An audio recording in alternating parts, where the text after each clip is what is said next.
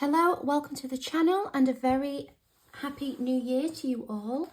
I would like to first start with sending my condolences to those affected by the fires. I can't imagine, but please know that thoughts and prayers are with you from across the pond. So videos will be uploaded as normal in the upcoming weeks, but for today I thought I would do a compilation of my 4 favourite projects from 2024. Hi everyone, Donna here. In today's video we are going to be making some reveal wheels. So this is one that I have made. I showed it quickly at the beginning, but just to show you again, these are really easy to make and I'll show you how I did it. So to make this project you will need either some circle cutting dies or something that you can draw around and then cut out, but you just want to start with circles. For your wheel you need 2 panels, one that's going to go on the front and one that's going to go on the back. Optional is an extra circle if you want to cover your inside section. Mine was white, so I wanted to put some decoration on there because that's going to be seen through the window. I also did a 4th circle to stick onto the back of the patterned paper to give it some strength. You might want to do another circle cut from copy paper that you can fold into quarters to get the middle point for when we put in the split pin, or a brad some people might call it. You're going to need some photographs or ephemera that you want to put into your window here. I will go into measurements and sizes a little bit later. You'll need some transparency or a piece of packaging to act as your window cover. Again, optional, but you might want 2 smaller circles to act as a handle on the side of your wheel, just to give yourself something to hold on to as you spin. You'll need a split pin, which I have stuck onto here so I don't lose it. And again, optional, but some little bits and bobs that you might want to use to decorate. I've got some white paper down here today just because my grey area is such a mess with different coloured inks. I thought it might make the light go a little bit funny.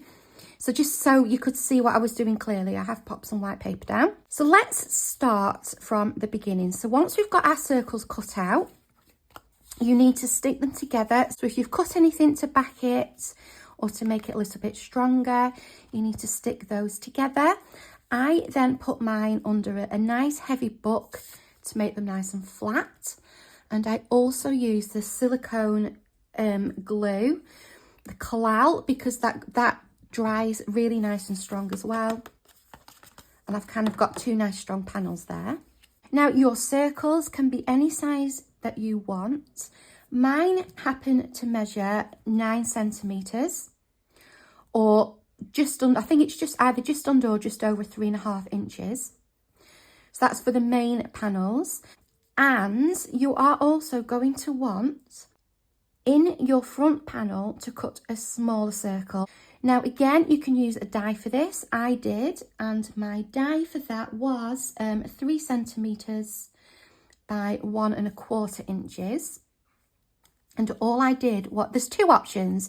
You can, if you think your machine is up to it, you can stick them together, let them dry, and then cut through both panels together. I cut mine separately, so I put my die on the front and cut it out. And then, say this was my behind bit, I put it on again, lined it up, and then slipped my die in like that to get it in the correct place, lifted this one up, and then the die was left on the back piece and I could cut it out again. So up to you, kind of, depending whichever way you feel is easiest. If you don't have a die, you can obviously draw around something and then just take your scissors. You might also have one of those circle cutters with it looks a bit like a compass. It's got a blade on it. You could use one of those as well. So once you're up to this stage, you've got everything stuck together, you've got your circles cut out, you're backed, and you have inked if you want to ink. The next step that I did is I prepared whatever it was that I wanted to put into my reveal wheel. Now on this one, I use photographs. This is an event that my son was in. He won a competition to design a little picture for an Elmer elephant that was in Waterstone's bookshop window. So I used my wheel to pop in some pictures of that. On my prototype, I just found some stickers and put some different stickers in there, like that, butterflies and flowers. So it's up to you, whatever you choose to use. With ephemera or stickers, you just need to make sure that they are small enough to fit within your window size. Photographs are a little bit trickier because you want to size them to fit, but also to include everything on the picture that you want to show. So you can either just use a picture you've already got printed and then use a circle punch to so say if this is my picture, just kind of find the bit you want and use your circle punch. I did it slightly differently. Now I know that my punch is 1 inch in diameter. So I actually went into my drawing program Procreate. Apologies if you don't use Procreate, this probably won't mean much, but just in case, for those who are familiar, I went into Procreate, made my canvas 1 inch squares, made a circle to fit inside those 1 inch squares, and then made a clipping mask that my photographs could go onto, and then just shrunk the photograph to fit within that circle. And then printed them out, and I just then cut them out with this. And because I made these circles 1 inch, they cut out perfectly with this. So there's different ways of doing it. If anyone would be interested in a tutorial on how I did that in Procreate, as long as I can work out how to do a screen record on my iPad, that is definitely something I can do. So let me know in the comments if you would like some further explanation on that, and I will do that for you. So next, I'm going to get my 2 circles and I'm going to make sure they're facing the way I want them to go, i.e. the correct way round. So I've got that one right, it's facing the correct way on the back, and I've got my inside paper the way I want it to go as well. That's important just because we're going to pierce the hole next, and if we don't make an indication of the way we want it to go, we can risk kind of popping it back in the wrong place, and if you've got a little bit out of where you've put your hole, the whole thing's going to be out. So that's just something that I like to do. So I've clipped them together there, and I'm going to put a T for top there just to remind myself.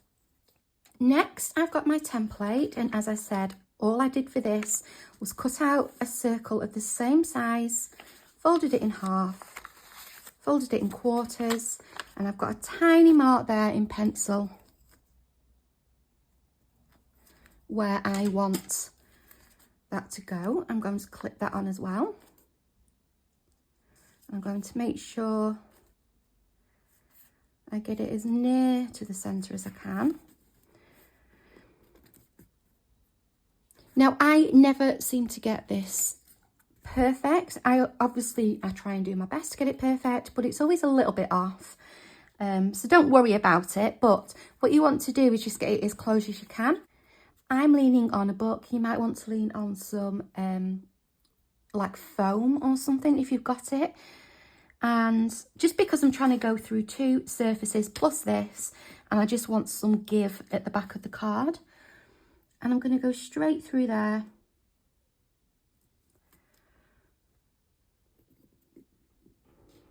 Like that. And I can feel I've gone through because I'm in the book. Then, I'm just going to make it a tiny bit bigger, but my split pin's only quite small, so I don't need massive hole. I have also in this one brought the circle down a little bit, so this split pin is now quite close to here, so I don't want this hole being too big. So next, we're going to split this back panel into quarters. We want 4 sections and we want to do them on the diagonal. So using this centre point as a guide, I'm going to pop my pencil on and draw a faint line this way, and then turn it round and do it the other way. And you'll see we've got 4 kind of like pie pieces there. 1, 2, 3, 4. That's going to be a guide so we know where to put our pictures. So I'm next going to decide what picture I want at the top. Now I've gone for a travel based paper because I wanted to put some pictures in from our trip last year to Salou in Spain. And I want this picture saying Salou to be the picture at the top. Now we haven't put our transparency in here yet. The reason is because we want to use the window here as the guide for placing our photos. So if we don't have anything there, we can just pop the photos in place where we want them. So there is my top panel. This is the picture that I want at the top. I am going to use some glue stick for this. I have printed these just on copy paper because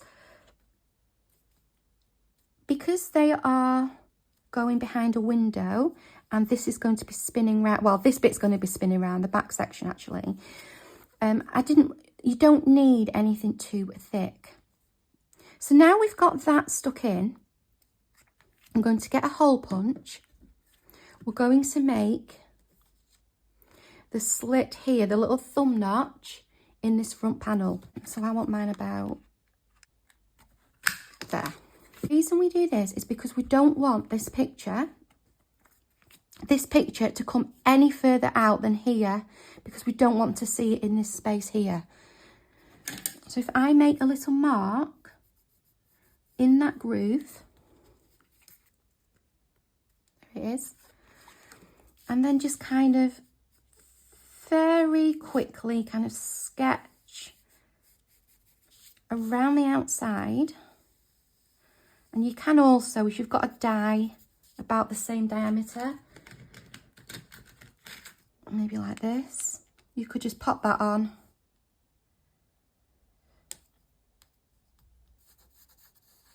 Draw around it.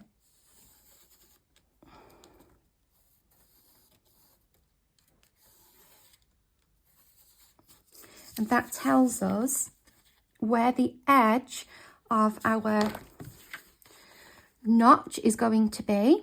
So we know that everything needs to be within our quarters and below this circle, so that when we turn it, it doesn't show behind this thumb notch. I hope that makes sense. It will all make, or should all make sense once everything's in place.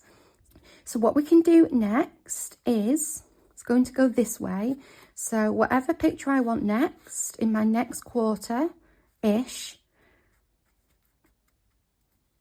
I'm going to put my next picture. So you can see I'm a little bit out here, my line's here. It doesn't matter as long as you kind of get ish, you know, just use those pencil marks as a guide. I think I will do this one next because this is where my son was on the plane.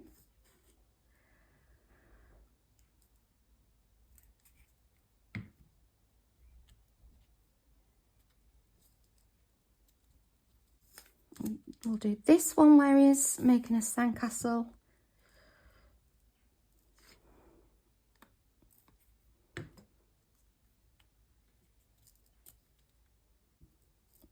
And then the last one is just a circle I cut and stamped a heart with the date that we went. And that can go in there like that. And with your transparency, you just need to cut yourself a piece that will cover your window. And at the top here, with it obviously being circular, I just like to kind of give mine a bit of a curve.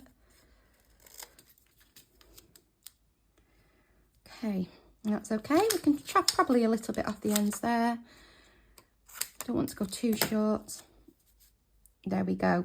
So you can glue it. You can use double-sided tape. I've got this red line tape that I thought I would try. I usually use glue for this. I just thought I would try using the tape. I'm going to burnish this down so it makes it easier for the backing to lift off. And then I like to take my awl and then just lift away that cover paper. And then we can get this and stick this on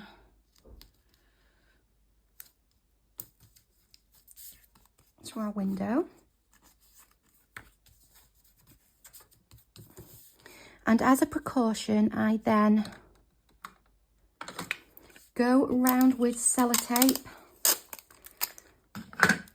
to just kind of make sure there's nothing that can flip up, and just to give it some extra security, and also just in case there's any little bits of tape that I haven't covered with the acetate, it will cover those as well, so that we don't accidentally get any sticking, because we want that back piece to be able to move smoothly. And again, I give that a really good press down as well. This is the Sellotape Magic Tape, so it becomes virtually invisible. It's really good if you're into journaling and you want to like add a flip or something, or join two pieces of paper together, because it's very undetectable, and just pierce it back through that hole where my sellotape's covered. Now we're all finished, we can put our split pin in. I like to do everything before I do this, because I feel like the more you kind of put this in and out, the weaker it can get, the bigger the hole can get, and we want that hole kind of as tight as possible, really. So that goes in there, making sure this is at the top. We pierce that through the back. A little bit fiddly. So,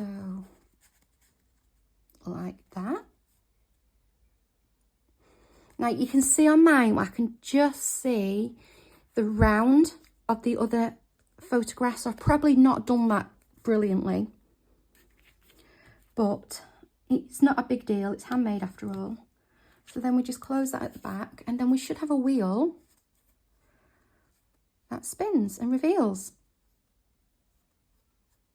I like to put a handle onto mine because I find it easier to have like a handle to hold on to, and then I can spin this. Otherwise I was having to kind of hold it top and bottom. It just wasn't as easy for me anyway. So you can do this beforehand, you can do it after. All you only want to stick it onto your wheel. I do it after because it means I can just kind of get it all lined up, and then I kind of know where I want this to go in relation to this, and you know, that's just a preference of mine.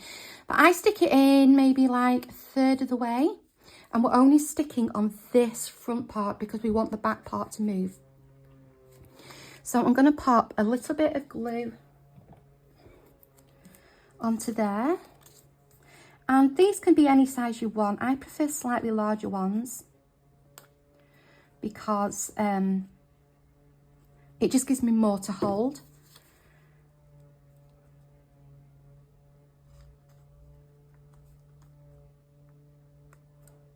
So we'll pop that down about there. That one's going to go on top like this. Then once that's dry, that'll be really nice and solid and secure. I think for this one, I'm going to use Collall again, because it's that silicone glue, and it'll just give me that little bit of strength.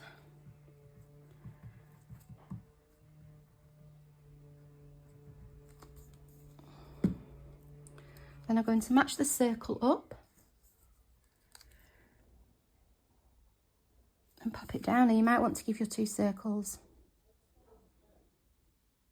a bit of a squeeze together just to make sure they glue. And I'm going to pop that onto something heavy.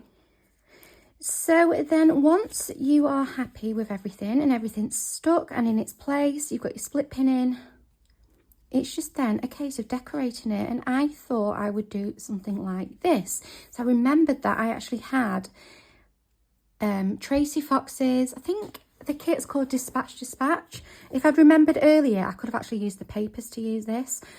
But I'm going to do something a little bit like this. On here, there's some arrows in that kit, which I thought was nice to indicate that that's like a turner. And I thought the blues went nicely with the blues in the photos.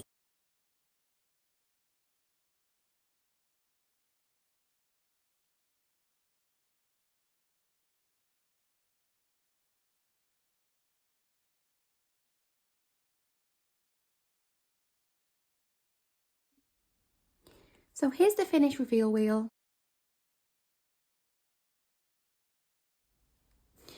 I would probably either clip mine in or put them in a pocket that I can take out and then just use. For this one, I've used the same papers I did when I was making this journal, because I'm about to just start filling that. Wouldn't it look good on that page? Just clipped in there with the cameras. All the little pictures then can spin round. Love that. So yeah, I used the same papers because I knew it was going to go into this journal, so it coordinates nicely. I'm not sure how I would go about sticking it in. I'm guessing there's a way that you would have to stick something else on the back, but you would need to ensure that this would still spin round. So the best thing to do would probably be to put a smaller circle and then put glue on that, and then stick it in that way. But I think it's quite fun to be able to take them in and out anyway. So thank you so much for joining me today. Let me know if you have a go or if you've had a go before. There are dies, I presume, that you can buy for doing this, but I don't always like to spend the money if it's something that I think I can have a go at on my own. So I hope that's been a little bit helpful to some of you, and I will see you next time. Take care. Bye.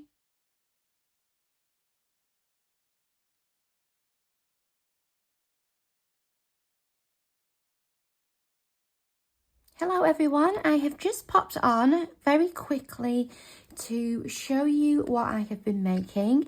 These are nothing new. They have been around, well, they've been around since I was little. My nana used to make them with me, and I think I've probably seen someone on YouTube do them as well. But they are these really cute little booklets. I'm not even sure what they're called, to be honest, but I'll show you this one. So it's got a belly band going round, it's just stuck on the back, and it's just one of those that kind of fits, you know, those that slip under. That just comes open, and then I've put a little open sign here. We pull it and it opens up into, you know, whatever you want to use this for, putting photos in, journaling, you know, whatever you want, and then it just closes back up again like that. That can be stuck onto a page. And then I've done another one which is made exactly the same way. However, my light is flashing. I apologise if it's gone a bit funny. However, on this one, I've done a kind of, what do they call these? Like a gatefold almost. That opens up. That, again, that's just stuck on the back.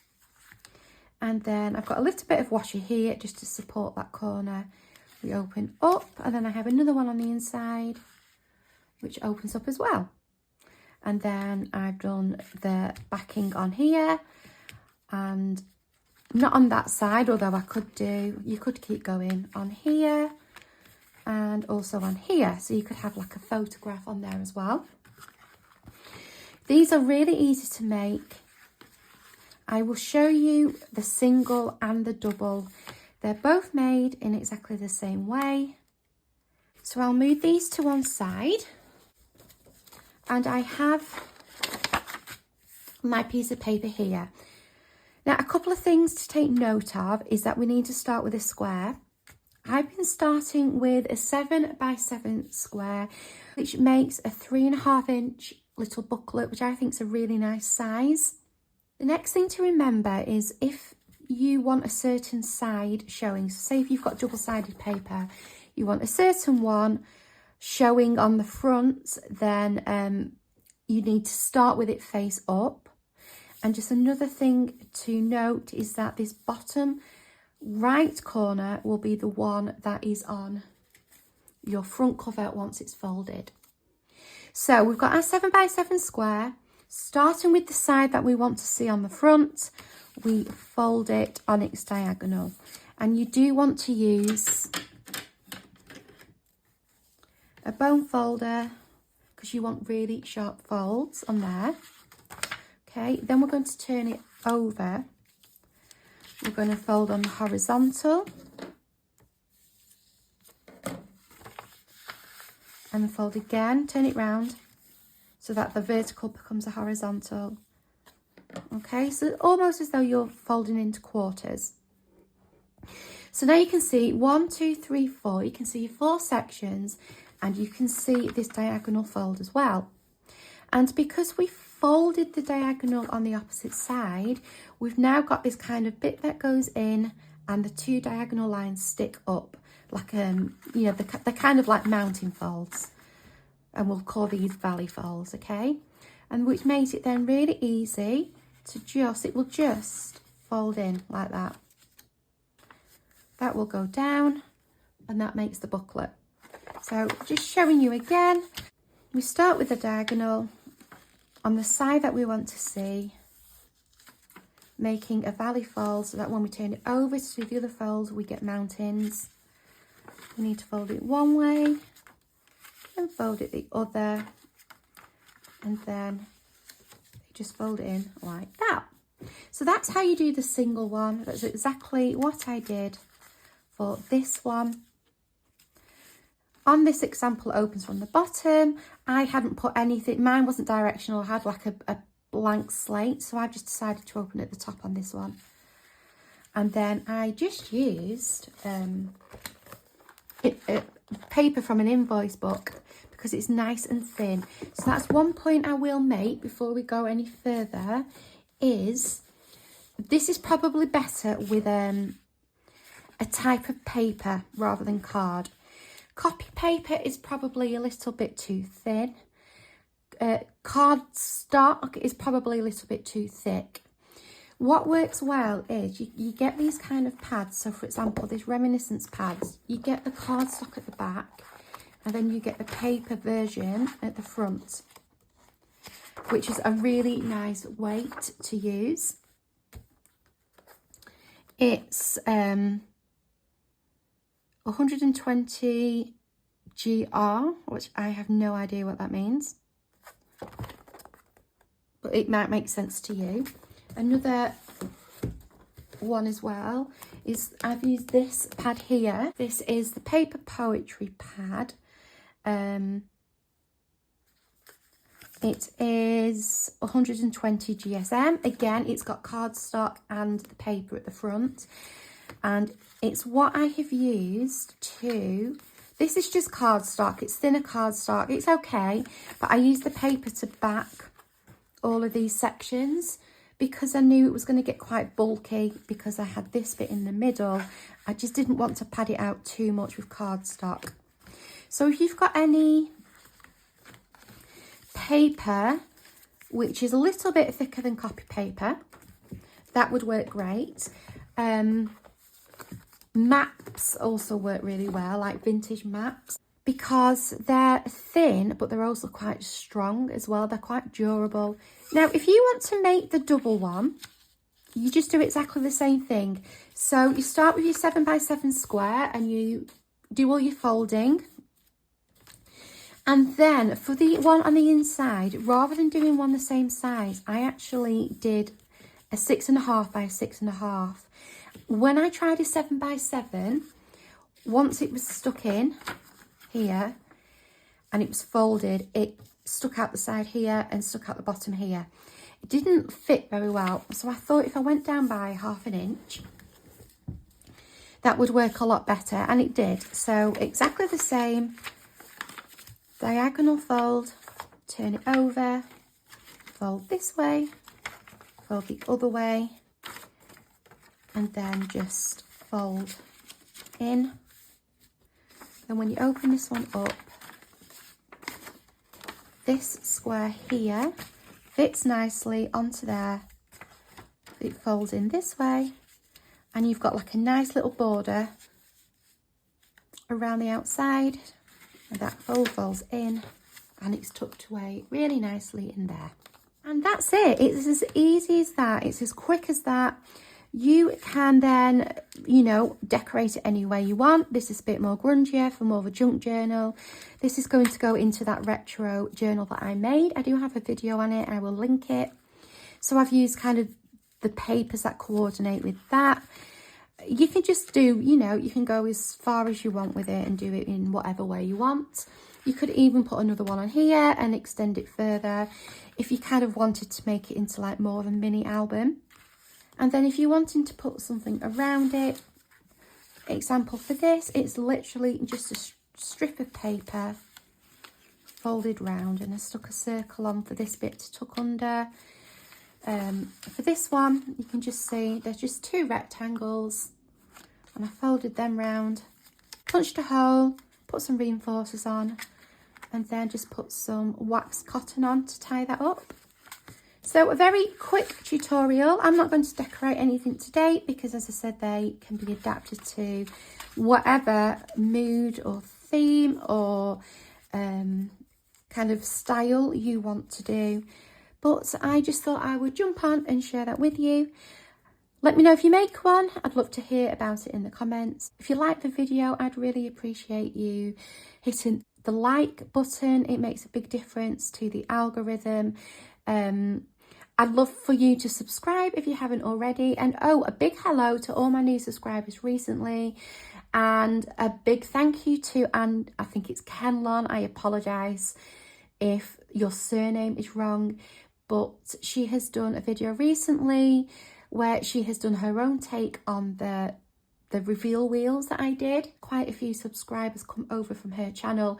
So thank you, Anne. That was lovely of you to do that.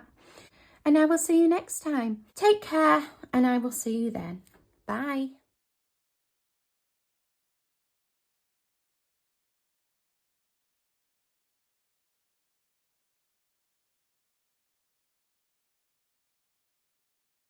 Hi everyone, Donna here. Thank you so much for joining me today. So today I am inspired by, I want to say card maker, although she's not really a card maker. She's a paper crafter.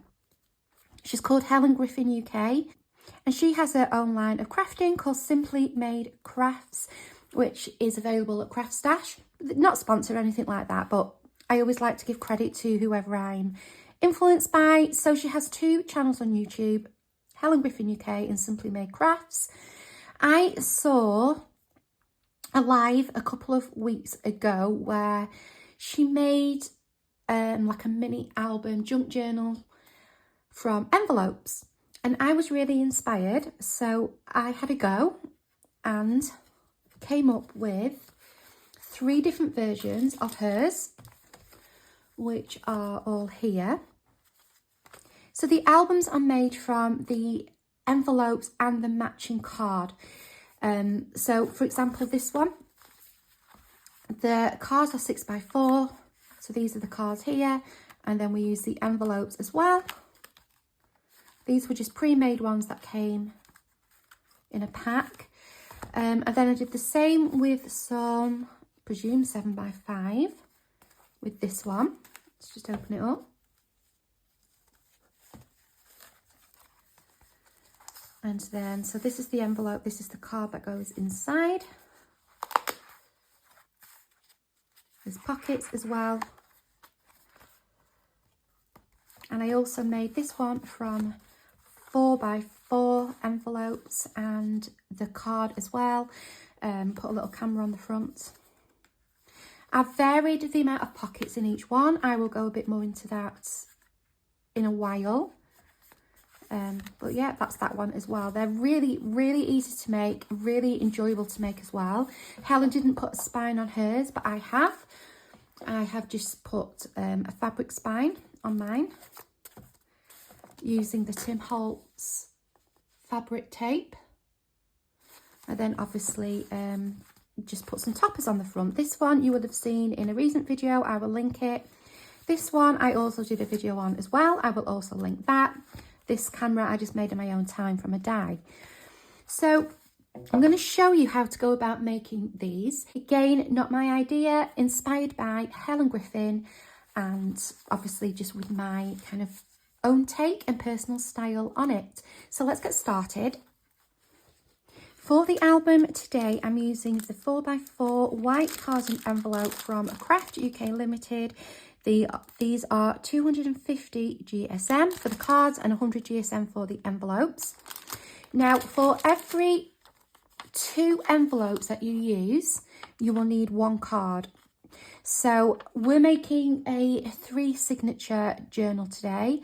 So for 3 signatures, you will need 6 envelopes and 3 cards from your pack. If you don't want to use pre-made card blanks and envelopes, you can always make your own. That's an option as well. I would though just make sure that your envelopes and cards are measured quite accurately, or as accurately as you can get them, because it will help with your sticking together. And I would also use slightly more expensive envelopes and cards, which I know might seem like a bit of a waste. You know, you're not using them to make a card and then to post off. However, it does make a difference to the final album. The cheap envelopes, I've tried to use some cheap envelopes. They were so bad. They were so badly sized. They weren't even anywhere near the same size as each other. They weren't even folded straight. Those are like cheaper ones. You know, like you can get like £1 packs of envelopes and cards. So I would recommend slightly more expensive envelopes and cards. And also, if you are making your own, just make sure you've kind of been as accurate as possible with your measuring. Now, for the sake of time, I have already put together 2 of my signatures, my first one and my last one. We're going to do the middle one together. So these are all made from those 4x4 cards. I've already stuck everything together and I've cut my pieces to fit on them. I am using the Elizabeth Craft Designs Reminiscence book. This is the book here, book 6. Gorgeous papers in there. So I've used that paper throughout, and you can see I have an envelope here, a card in the middle, and an envelope at the back. Again, for my last signature, I have an envelope, the card in the middle, and the envelope at the back. It's just ready to go onto there. So I'm going to show you how to construct your signature. I apologise if this is making noise. I'm not used to it yet. I'm aware that I keep kind of clanging things down. I hope it's not too distracting. So here I've got 1 envelope, 1 card, and another envelope. Okay, I've already done all of my inking that I need to do. I haven't bothered to ink these bits because we are not going to see those.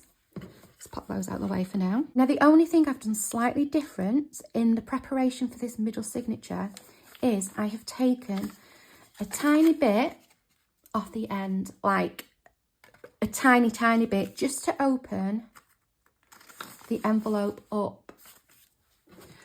On this first signature and on my last signature, I haven't done that. You can do it, and I have done it on the other ones, but I will tell you why I haven't on this one. The reason is because your front signature is also your front cover. So if you open your envelopes, you end up with a pocket on the front and a pocket on the back, because your last signature, that last envelope and your last signature is also your back cover. So you know, that's the only reason why I haven't, because I thought I'm probably not going to use this pocket or this pocket, and you know, particularly because I've got pockets on the inside. So on this one, I decided not to put any pockets in. And I've just done the pockets on the inside. And I think I did the same with this one. Yeah, no pockets on there either. And I just found, for me, that was just an option I preferred. But, you know, again, you can put pockets all the way through yours if you want to. There's a variety of different things you can do. So it's just, you know, depending on what kind of suits you. But for this middle signature I have, so all I did was just slice with a ruler and a craft knife. on this outside edge. So that can be my front, and that's going to be my back. And to attach these together, we are going to stick these two flaps together. The glue I've been using is the Collall. It's really strong. It dries quick, and I just really like it. So all you need to do is pop some glue on one of these flaps. I try not to go too far near the edge because it does squish out. So you find if you kind of come in a little bit, it'll reach the edge for you on its own. Okay, so we've got glue on that flap. I'm placing this one facing it and then just popping them together. And I try and line up the card rather than just the flap, because it doesn't really matter if the flap's a little bit out, but it will make a difference if the card's out. And there we have the flaps stuck together. And then we're bringing in our insert, the actual card bit. And what we're going to do is put some more glue onto here, and this is going to stick over like that. And that's what makes this page here. So for this one, we need a little bit of glue on here.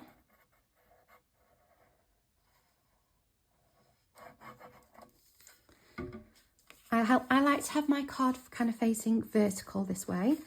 Then I get this, and I just make sure I've got the same amount of room top and bottom, and also I leave a little bit of room so that we're not right up against that crease. I don't want to hinder it folding. And then we just fold that over. Okay. On my envelopes, I have got a slight bit of overhang, but it doesn't bother me. And then we just need to put some glue on this side, and the whole of this can have glue on it because it's all being stuck down. We're not making a pocket out of this bit. Suppose you could. Again, you know, it's different varieties that you can try. And then we just pop that down.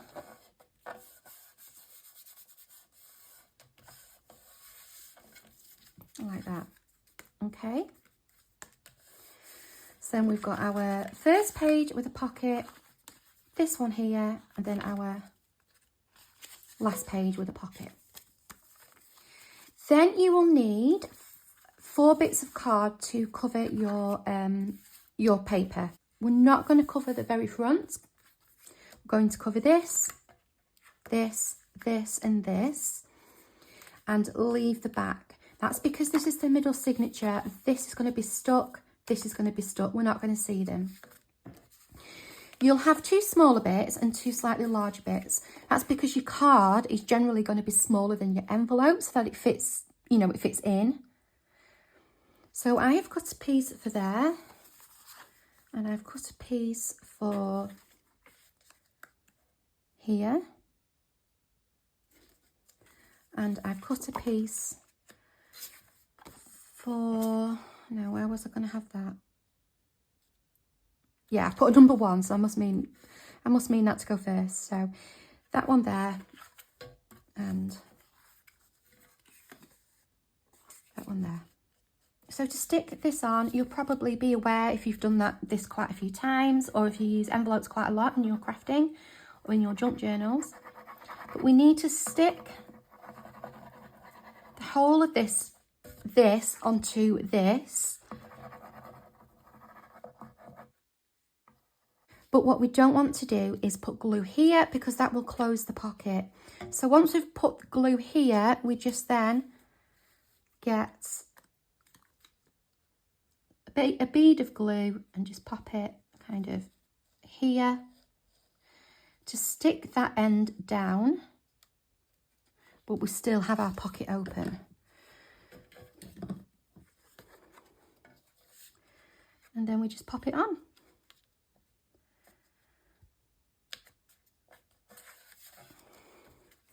Okay, this bit in this bit, you can just stick fully down. There's no pocket unless you've made a pocket. And then we're going to do the same on here, just glue in this bit and then just one line of glue down the bottom. So I will get on and do that. So our middle is all stuck down. I've put all the papers onto there like that. The next thing we're going to do is actually assemble the album. So making sure everything is facing the correct way, so it's opening this way, and also that it's facing upwards, you know, it's the correct orientation. We're going to stick this all together. Now you'll notice on here that I have got a line. This is something I saw Helen do. I would never in a million years have thought to do it. It's such a clever idea. And the reason we've made a line is because we're not going to glue here. This is about a 1/2 inch gap. What that's going to allow us to do is once this is stuck together, if we glued the whole thing, so the whole spine was stuck, as we started to put things in, it would get like this. It would become a gator mouth.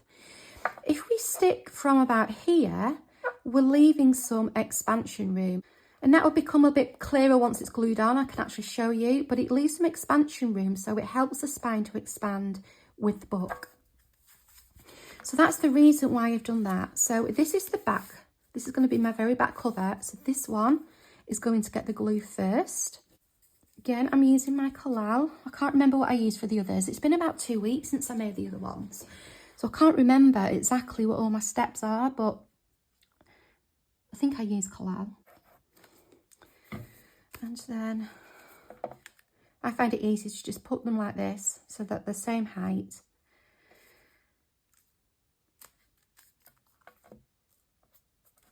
Press it down, make sure we're nice and lined up. Same with this one.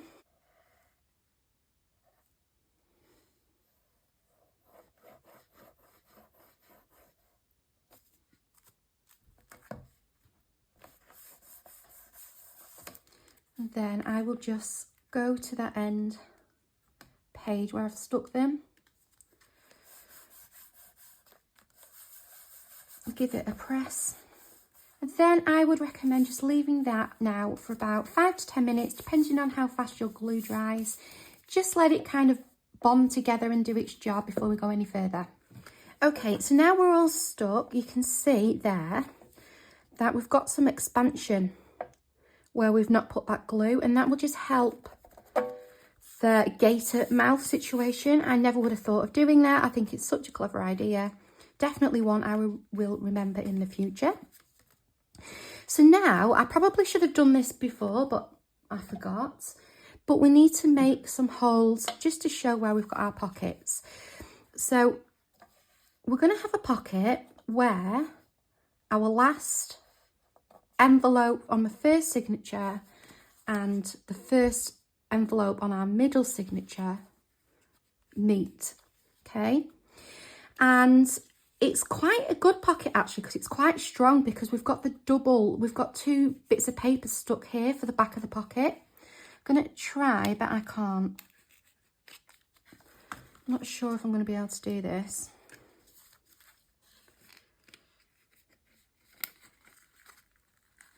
No, I should have done it before. I can't do it. But just remember, if you are doing any pockets, make sure you do your hole before you stick them together. Also, if you have cut an envelope open,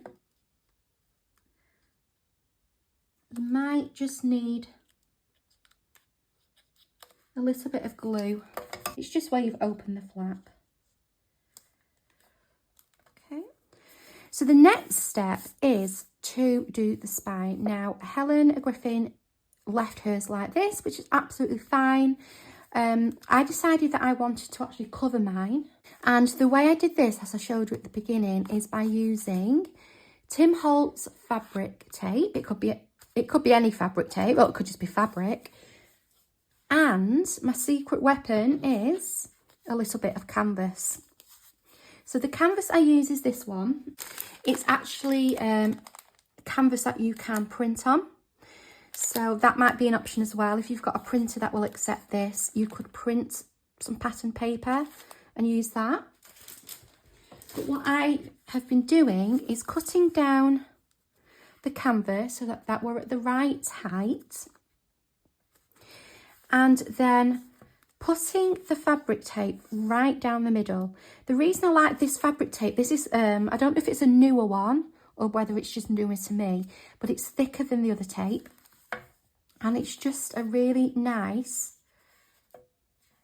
width for wrapping all around like this. So that's what I've been using. And what I've been doing is, I'll show you on this one. I haven't been sticking the envelopes to the canvas. I've just made a soft spine and allowed it to curve round just to give the room there for expansion, and so it's not all stuck together and not opening properly. And I'm going to do the same on this one. So all I did for that was kind of positioned my spine onto there, or the canvas I'm going to use to be my spine, and kind of worked out, you know, kind of got my little curve going. And then I want this to be equal-ish, front and back. So I think I'm going to put glue here. It doesn't have to be perfect because we are going to cover this. And don't worry about your pencil mark either. I'm going to put glue this side of that line.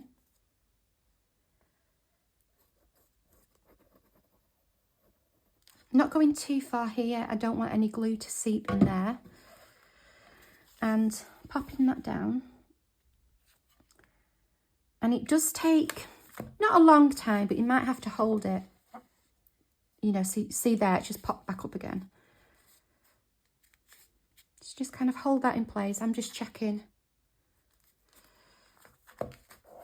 it's in the right position. Give it a press down. And then turning over, what we want is to allow a little bit of a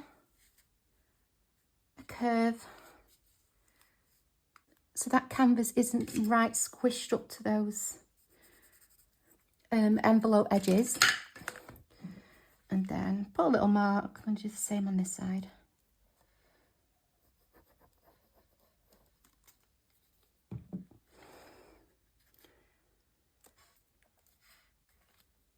Again, just checking I've got that gap. And then pressing down to secure. Okay, I'm not going to open it yet. I'm just going to leave that to sit for a while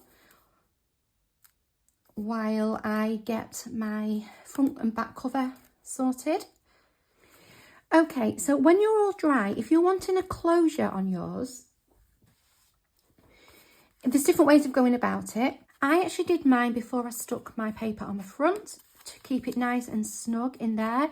You can do it so it wraps all the way around, and the kind of whatever you're putting on the front here, you like your topper, holds it in place. Lots of different ways of doing it. You could just have one that's loose and isn't attached, or you could just have none at all. You know, entirely up to you. But I'm going to make sure I do mine now because one, I always forget, and two, I want to make sure it goes underneath there. So I don't know why, obviously it's kind of measuring this way, and I want my 1, 2, 3, 4 here. So if I was to cut at 1.5, this is in centimetres, by the way.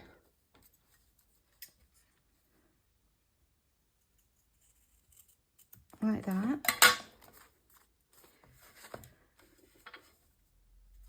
Cut this straight.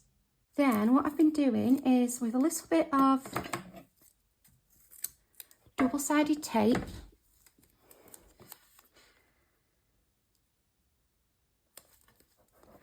just placing some of this down.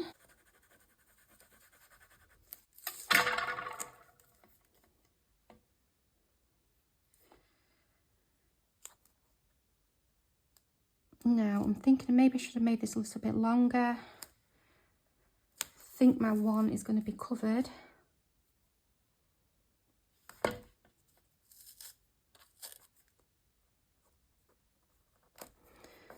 Okay, sticking that on to there. I should have made it longer, but never mind. It's too nice to waste. Then turning it over,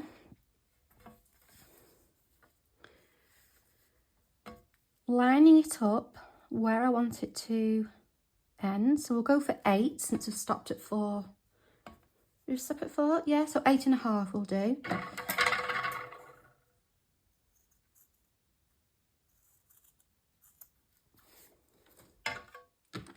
Bit more tape. And to get it in the right place, do this.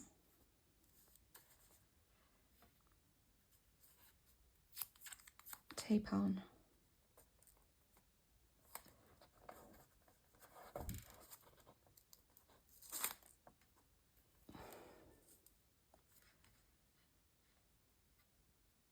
And press. Okay, so that gives us our closure in the front and the back. What you can also do then is put a little bit extra over the top, which I think I am on this one because it's cut that little bit shorter. I'm not going to go too far this way though, because I don't want to risk it being seen kind of, you know, hanging out of this bit here. Let's put a little bit extra on there. Okay, so that's that done and ready, and we're just, last bit now is to put our front covers on. Front cover I've cut slightly smaller than the envelope because I want to be able to see the fabric that I've put on here. So I've cut it down slightly. We're going to just stick that on there like that. That one is just showing in the right place, so that's good.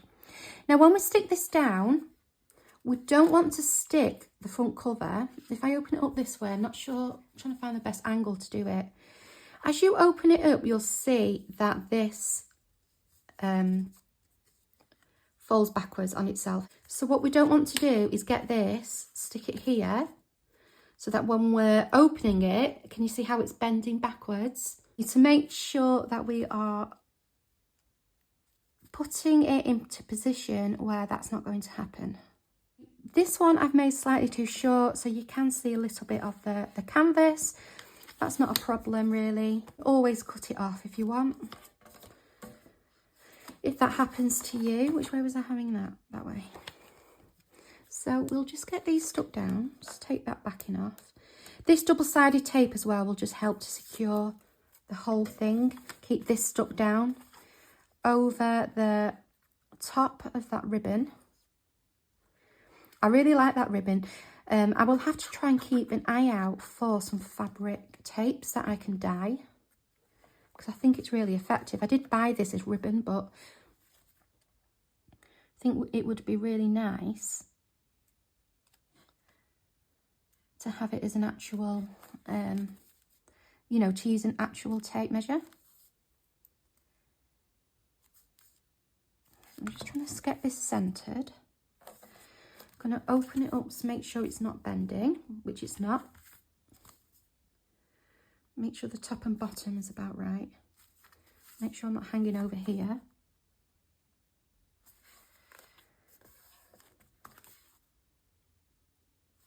This collal does give you quite a lot of wiggle room as well. It's really strong once it dries, but you do have that time.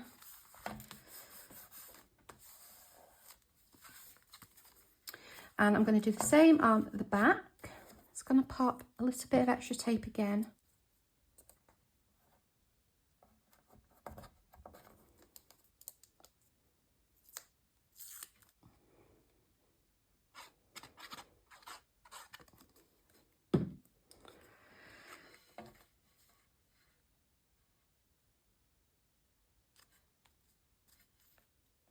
So the construction of our butt is done, and we are basically ready to go. We're decorating.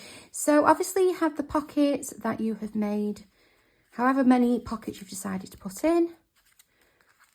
So you've got your pockets in there. I wish I'd remembered to put holes. I might have to do something to indicate there's some pockets there. But you can add extra pockets if you want. Side tucks. I haven't done anything in any of mine yet. So they're just kind of like a blank slate ready to go. I am going to put a little bit on the front. But because I really like this detail here, I don't want to put anything in the middle. I don't want to cover too much of that up. I do like this. This is a scrap from here, this Renaissance book 6. I'm thinking I could put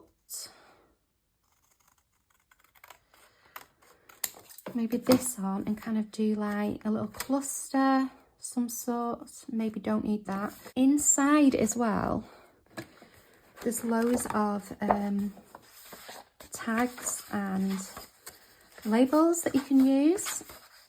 So we have all of these. So I could use a blank one of these maybe. I do have some of these similar of my own. However, it'd be nice to keep it all with the same kit, since this is what I'm using. I'm not even sure if you can see. Can you see me doing that? So I could use one of those. There's also this really good, these letters down here are really nice.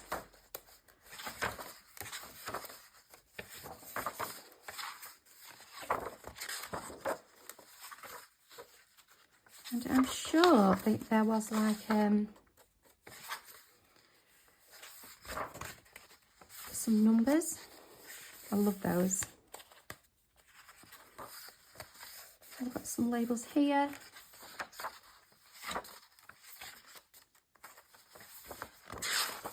Ah, here we go. So could do something like that, and then let's have a look. I want to keep in kind of the black and white. Be nice to bring a bit of this colour in maybe. So perhaps one of these creams. I think I'm going to go for something like this with some numbers on. I think that works well. We've got numbers here, we've got numbers here. So let's get these stuck down. Probably don't need collage, I might just use this.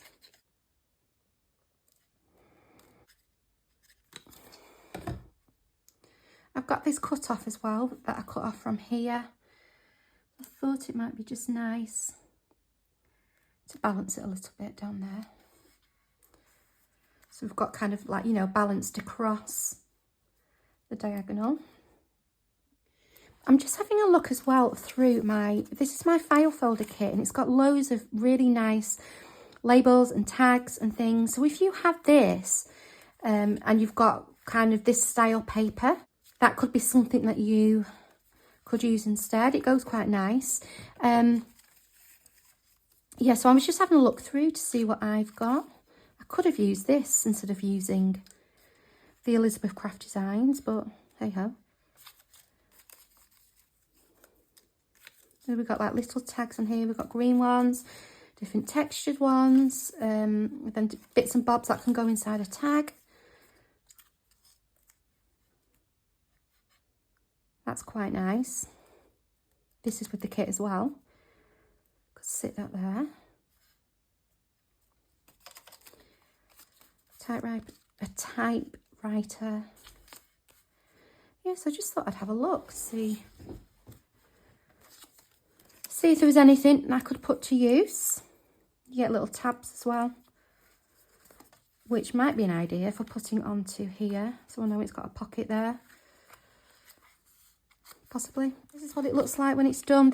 This was my trial one. It's not the one. I do have a video on how to put it all together. I will link it. This was just my practice one when I was making sure everything kind of worked out. But you get all like these numbers and things, little red labels. So yeah, something like that probably would fit inside one of these. Okay, so I think we are all done. So let's have a quick flick through. So we've got our front. Add some things into here. We've got our pocket there. And we'll have different pages. As I said, you can add more pockets into this if you want to. You can add pockets on the actual pages themselves. And that's our back. We'll just tie like that. So these are, oh, have I used bigger cards? Oh, I did. I used a slightly bigger card because these are craft. So these are bigger than 4x4. Well, they might be 4x4, but just bigger than these ones. But they're craft, yeah, so they're a different type of envelope. I was wondering why that looked a bit bigger. So, yeah, but you can see how many different styles. This is what the pocket should look like. So if you remember to put your hole in, your pocket looks like this. You don't have an awful lot of room, you know, it's not one of those things where you can put lots of bulk in it, but definitely some photo mats or for sticking some notes down and things like that, or some very, you know, some tags would fit in there easily, no problem. So they're probably going to be holiday photos. But yeah, you can see just from changing the size, the papers, changing it up a little bit, just how different you can make them. This is a mixture of, no, sorry, it's not a mixture of, it is Tim Holtz paper. Is it Memorandum? So that's that one. That's the back. That was the first one I made. And then this one has a completely different feel to it. Just with the kind of the choice I've made on the front. I love this textured denim paper. This paper is a pad from The Works in the UK. And I've used blues and beiges in this one. Again, there's the pocket. Nice big pocket this time. Obviously the album is bigger. Another pocket here. Okay, so that is that. They're just such lovely albums. I've got 4 really nice albums there to go for when I want to fill them with my photographs or my memories. Something like that. This, I think, would be nice as like a ticket keeper. So kind of like sticking tickets in for keepsakes of places where you've been, shows that you've been to perhaps. So yeah, loads of possibilities. So thank you very much to Helen Griffin for her tutorial. I will link her channel, and I will also link the video because it wasn't that far, you know, it wasn't that far back. It was actually a live. So I should probably be able to find it. Please head over to her channel and like and subscribe to her if you'd like to see more of what she does. She's very, very talented. And a big thank you to her. So let me know if you have a go at these. Again, really simple to make, loads of possibilities. Thoroughly enjoyed this project and I hope you do too. So I will say bye for now and I will see you next time. Take really good care of yourselves and I'll see you soon. Bye.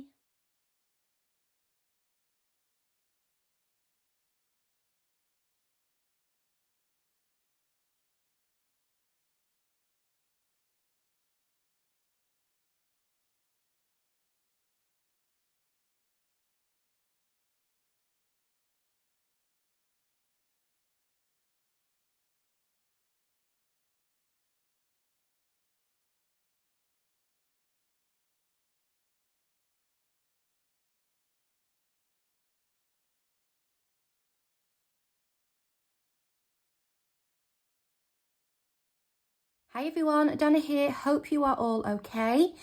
So we're going to do a slightly different video today. I'm just feeling, you know, a little bit tired, a little bit fatigued. So we are going to do something slightly different and I've come up with a kind of really, well, I think it's a really fun idea that I can do and you can do if you're feeling tired or anxious or you don't want to do something that's going to take too much brain power, but something that will be useful in the long run and help us with our creating. Now, before we start, I would just like to give credit for this idea.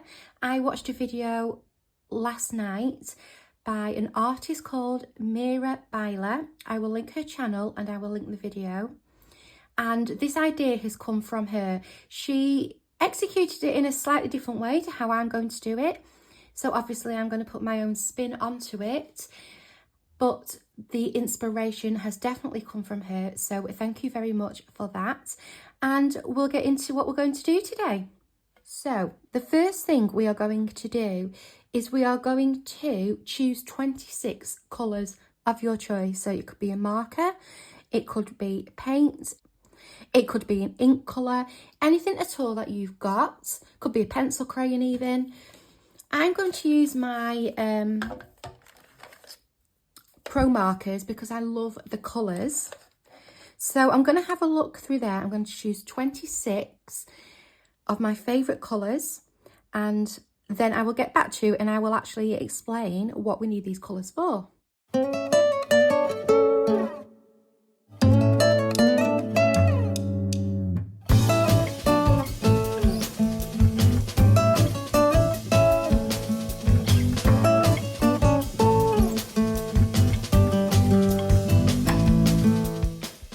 Okay, so I've chosen my markers here, and the next thing we're going to do is we're going to put a swatch of each colour onto a piece of paper of your choice. So either some cardstock, some copy paper, some tea dye paper, mixed media paper, whatever it is you have, we're going to swatch the colours onto that. I would have a think about the medium you're using. So for example, if you're using watercolour, obviously copy paper is not going to be brilliant for it, but just without overcomplicating things, we're going to choose our 26 colours, we're going to put them onto a piece of paper.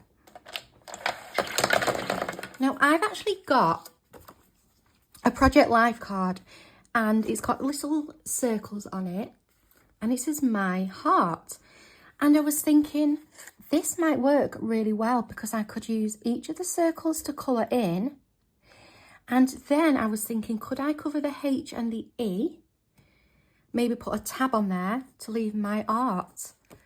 That was my thinking. So I think I might go ahead with this. It's a cardstock, but it's quite a nice thick cardstock. Pro markers do bleed, but I can always cover the back. So I'm going to try mine with that. So you could just get a piece of paper, you know, and just scribble them on. You might like to have yours a bit more structured and do some circles. You could use a stencil to do your circles. You could do blobs. You could use die cuts and colour them with your oxides or inks if you're using inks. So any way that suits you would be great. Then I'm just going to swatch. So I'm going to colour each circle in with one of my colours.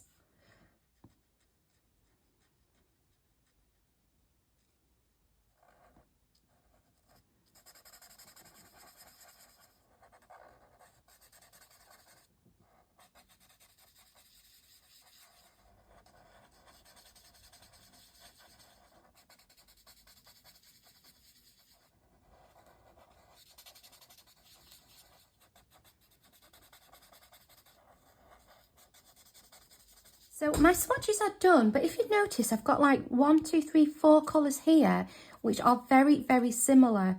Now, I do like my neutrals, so I have included quite a lot of neutrals in this, and the colours I've chosen are colours that I like to use, pops of colours that I like, but these are a little bit too similar for my liking. So I've decided, or I'm going to try and use a Posca pen just to dab over one of the colours, then change it for something else. So I'm going to give this a good shake. Hopefully this will work. So let's see if I can get rid of this one.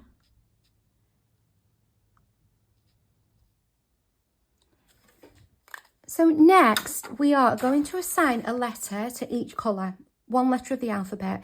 Now, if your alphabet has a different number of letters, then you can work off the number of letters in your alphabet. So, you know, just adapt it to your needs.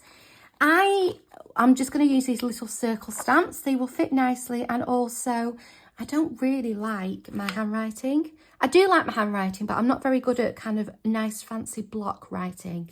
And I want to, you know, it doesn't have to be a work of art, but I want it to look somewhat okay. So I'm actually going to use these stamps. These are Heidi Swap Stamp Society ones. I'm going to use this Memento because it is a dye ink and it's permanent. And I've got less chance of it smudging everywhere.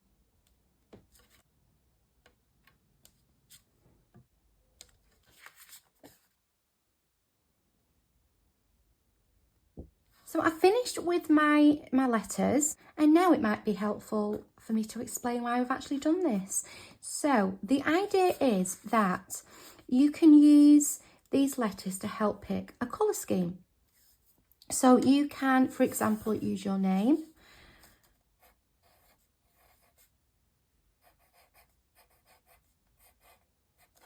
So that's Spice.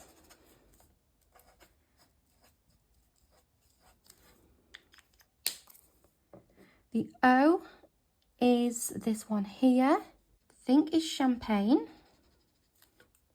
My N is red, poppy red, so it's an easy one. And then the A is this here. So my name is quite a warm colour palette, isn't it? It's not actually my colours. I prefer cool colour palettes. So what I thought I might do next is to use this to create my tab over here. And the word I thought I would use is art, because I don't want too many colours. So the A we already know is this. The R is this gorgeous olive colour. Now I love this colour. It's one of my favourite colours. And the T is this pink. Oh, that's a nice combination. Antique pink. I like those colours together. So that's really nice. So I think I'm going to go for these. So say you've done this with a marker, some form of felt tip or alcohol marker. You don't necessarily have to use that medium every time. You could just use this as inspiration and pick a similar palette to what's shown here. So it doesn't have to be an exact match. I do actually quite like these, so I think I may use them. I'm going to go and find a piece of paper, get some form of tag measured up, and then we'll think about making a tag for here. So I've got these two shapes here, which I cut from watercolour paper and a die. So that, you know, they're just easy. You can cut something like that from some scissors. So I think what I'm going to do to begin with is do some lines. It's going to have to go on that way. That's the way it fits. So I think I will just start doing some alternative lines.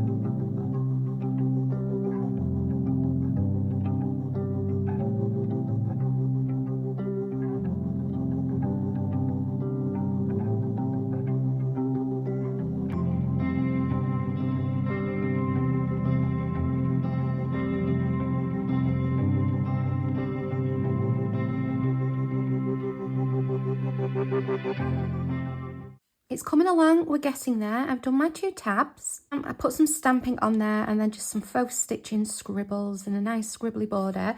So they are going to go like that. I've also took the liberty of just colouring in some backing colour for this bit here. What I would like to do next is quickly go around these circles and go around the writing.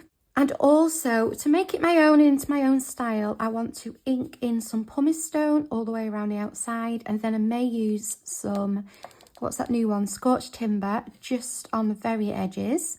The one thing about inking is that there are some shiny, these circles are shiny, so they may resist the ink. We'll see how that goes. It might be quite an interesting effect.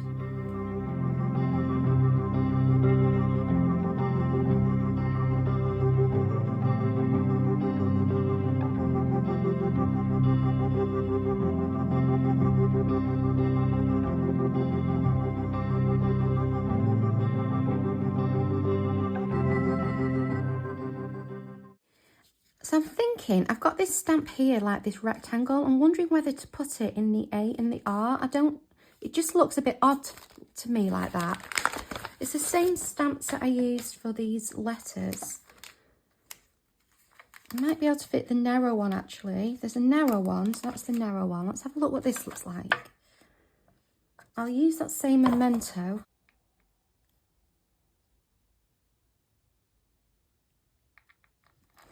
That's better.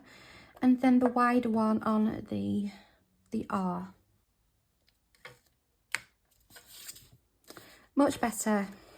So next, let's get this stuck on. So it wouldn't be me without my cheesecloth and my shiny thread. So the thread's kind of somewhere between that and that. If I happen to find this, which I dyed in Forest Moss Oxide, that's the perfect colour. So we'll put all those together with our tags and we'll get our tags put on. Just going to do the front side. I don't think it needs it on the back because it might become a little bit too bulky. And, you know, I want to be able to put it flat. And also, have you noticed the resist on these circles? It's such a nice effect.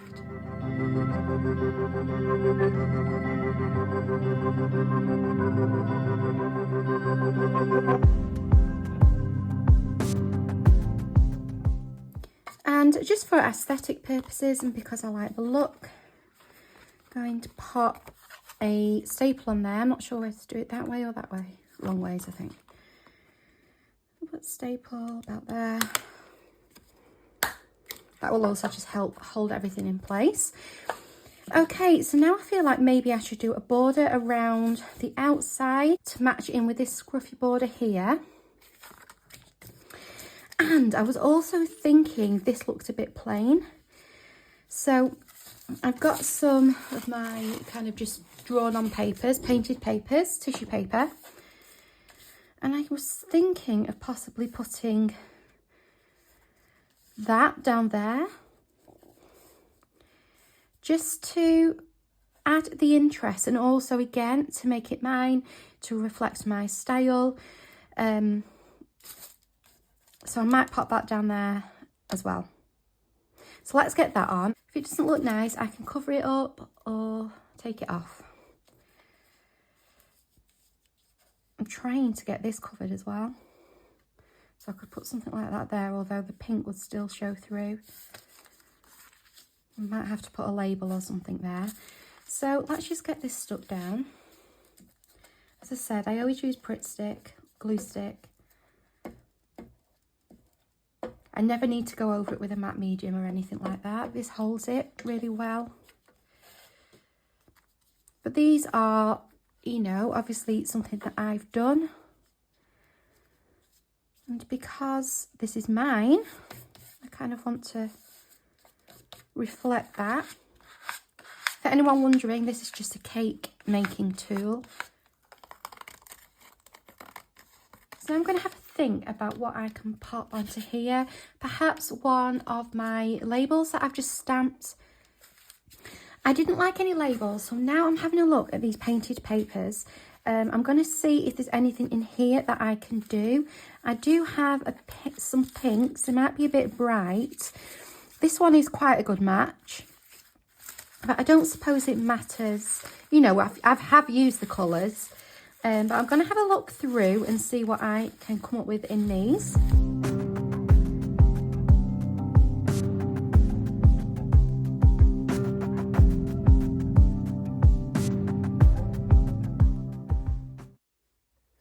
Here we are all finished. I've just popped some scribbly black detail along this flower and along these little pink circles here, and I also did back it just to give it some strength. So let's have a think of some different ways that we can use this. One idea I had was, instead of choosing a word, you can just randomly choose a letter of the alphabet. So I got myself a circle punch and I got myself some stamps. Into a pot they go. Bit of a shake up. And we have picked letter J. So J is, oh, this lovely lavender colour. So that might be another way of doing it. So you might think then, okay, I'm going to do everything in purples today. So different tones and shades of purple. So you could do it that way and just choose one letter. You might decide to choose 3 letters. Let's do another one. U, which is this blue. That goes lovely together. And let's choose another one. E. And E is this nice dark brown, which actually plays off these two really well. It's a really nice neutral to have with those. So that would be another way of doing it as well. And from there, you might be able to put together some paints that you want to use, or some marker colours. You might also then go away and find some papers that you have in those colour schemes, or some inks. Loads of different ways of using something like this. I've had a really good time putting this together. It's been exactly what I needed, just something easy, something that I can use again in the future. And also my son took quite an interest in this as well, so it might be even something that you could think about doing with your children or your grandchildren over the summer holidays. So I hope you kind of found this enjoyable too, and if not, then I've just created a nice journal card for my journal. So thank you so much for joining me today. Take really good care of yourselves and happy crafting. I will see you next time. Bye.